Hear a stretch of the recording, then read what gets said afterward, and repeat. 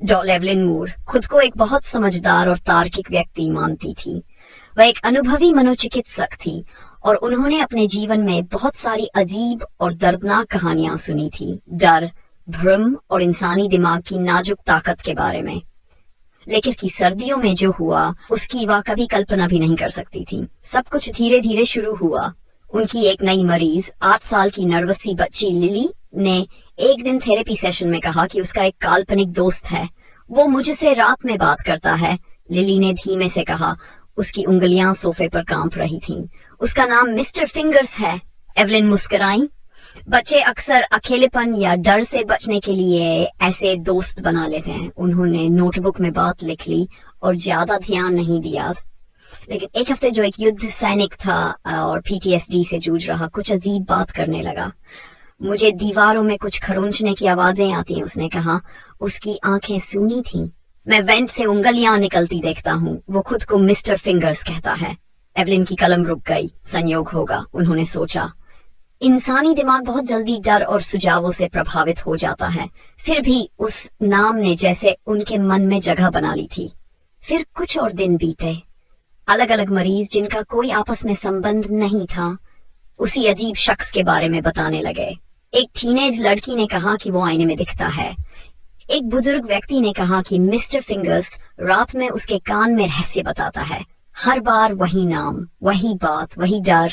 दीवारों में रहने वाला, लंबी, पतली, हमेशा हिलती हुई कई उंगलियां। अब एवलिन को भी अजीब सपने आने लगे। वो रात में दीवारों के पीछे हल्की थपथपाहट सुनने लगी। शुरू में उन्होंने सोचा ये सब उनके दिमाग का असर है, क्योंकि एक मनोचिकित्सक दूसरों के डर को बहुत जल्दी अपने अंदर सोख लेता है। लेकिन फिर वह आवाजें लगातार आने लगीं। एक रात जब बाहर बर्फ गिर रही थी और उनका ऑफिस ठंडा हो रहा था, एवलिन ने सब कुछ खुद समझने की ठानी। उन्होंने देर रात तक अपने सभी मरीजों की फाइलें देखी। हर बार मिस्टर फिंगर्स का जिक्र पढ़कर उनका दिल और डर से भरता गया। और फिर उन्होंने वो आवाज सुनी। अब वह दीवार से नहीं बल्कि उनकी डेस्क के ऊपर वेंट से आ रही थी। उन्होंने ऊपर देखा, उनका दिल जोर से धड़कने लगा। ग्रिल हिली और फिर वहां से सफेद, लंबी, हिलती उंगलियां बाहर आने लगीं। इतनी सारी कि गिनना मुश्किल था। मैंने उनकी मदद की, वह आवाज बुदबुदाई। मैं तुम्हारी भी मदद कर सकता हूँ। एवलिन वहां से भाग गई। उस रात वह सो नहीं सकी।